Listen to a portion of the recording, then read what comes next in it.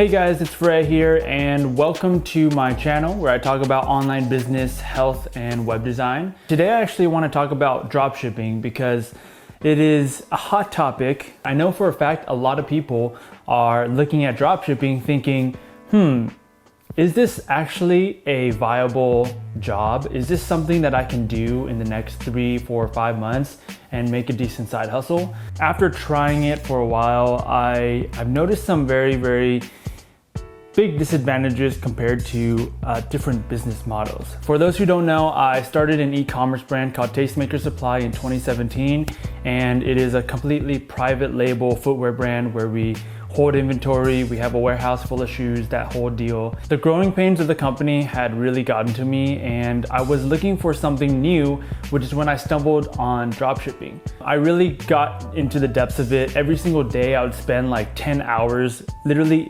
completely invested in it. I pushed everything in my current business aside because I just wanted to know if it was truly what people were claiming to be.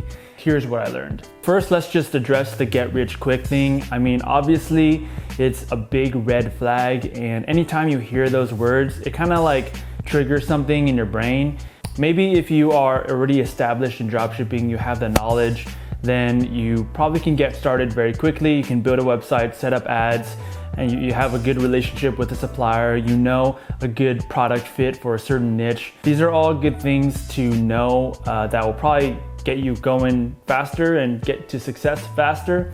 But if you're just starting out and you're just trying to learn how to make money online, it's very hard. And I wouldn't believe people who tell you that it's a get rich quick thing. If you break down the art of dropshipping, it really boils down to a few different skills that you need. One of the biggest ones is Facebook ads. That's the one that's most talked about. The second one is web design.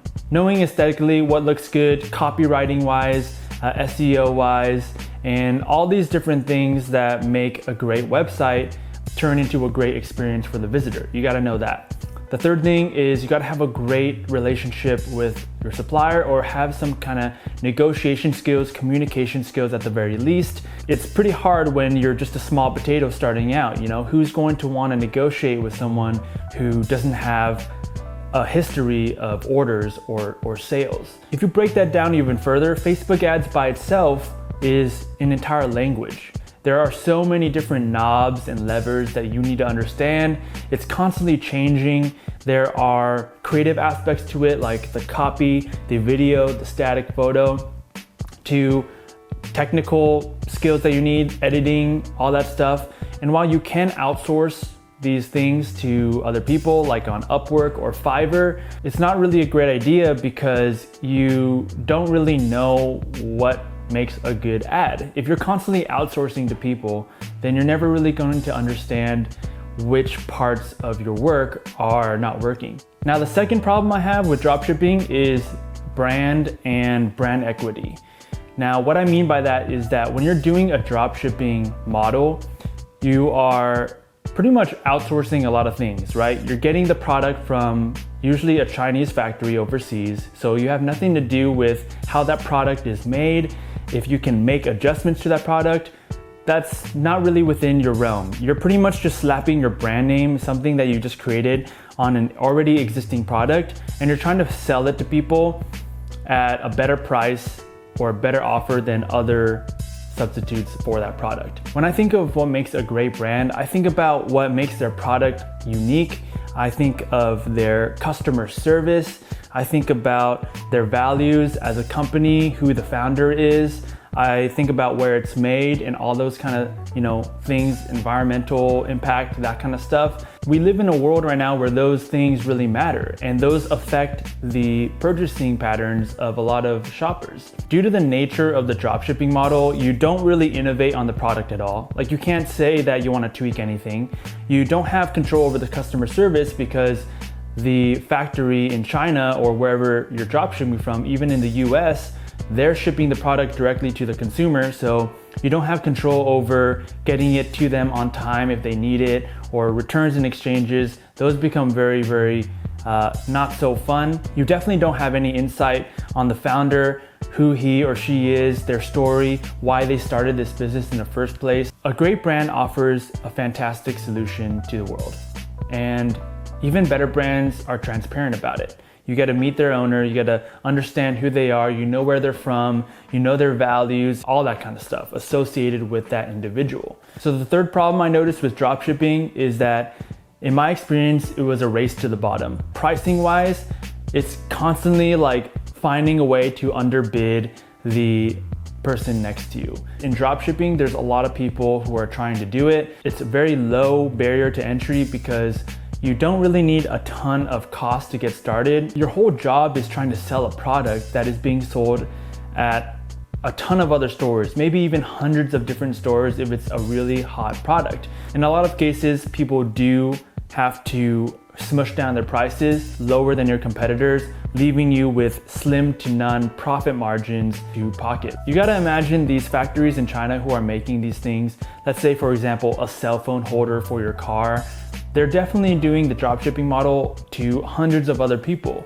And if one of those people know how to sell it better, then it's gonna be very challenging because, supply and demand. There's way more supply than demand. Simple. Now the fourth problem I have with dropshipping is the customer service. I bet if you've tried dropshipping before, even if you've had some success with it, you've run into some issues with dropshipping, with customers who want to return or exchange products, either because they're damaged or they're super late, they're not going to arrive for like a month. The reason why I'm so bullish with this is because customer service, in my opinion, is one of the most profitable strategies in any given business. If you read the book by the Zappos founder, Tony Hsieh, he based his whole business, which is $1 billion business, around customer service. And he grew in one of the most difficult economic times. In 2008, no companies were growing, people were being laid off like crazy, and the economy was tanking. He has a very customer-centric perspective when it comes to growing businesses, and I've learned to adopt that as well because I've seen a ton of success with my footwear company, just treating people well, taking care of them, even if it costs a little bit of money in the short term. It almost always pays off in the long term in the form of a testimonial or a word of mouth referral or just simply buying more product. Customer service is so hard with dropshipping because, like I said, you don't have control over the shipping times. You're not the one physically shipping it. You're not the one packing it. You're not the one inspecting the product before it gets shipped to the customer. For a lot of people, their expectations are to receive it in a relatively quick amount of time. But my guess is that people who are just starting out with dropshipping don't really consider these things. They don't consider the shipping times being a reason for people wanting to cancel the order. Now all of a sudden you're receiving a ton of PayPal chargebacks where they're just taking the money out of your funds because the customer claimed that they didn't receive the product. I'm not trying to hate on people who do dropshipping, and I'm not even trying to discourage you from trying dropshipping. I think that you should try everything under the sun because that's always a good thing, right? Try new things, try different things to know what you're good at.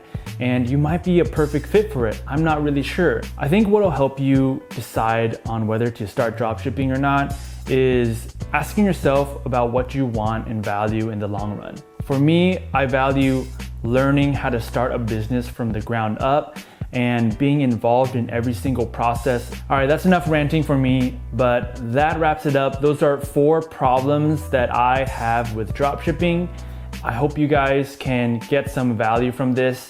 If you're just considering it, maybe you're just starting or in the middle of it, I would love for you to drop a comment below and kind of share where you're at in your journey because anything can help, it might help someone else, we don't really know. And that's pretty much it, guys. Good luck out there.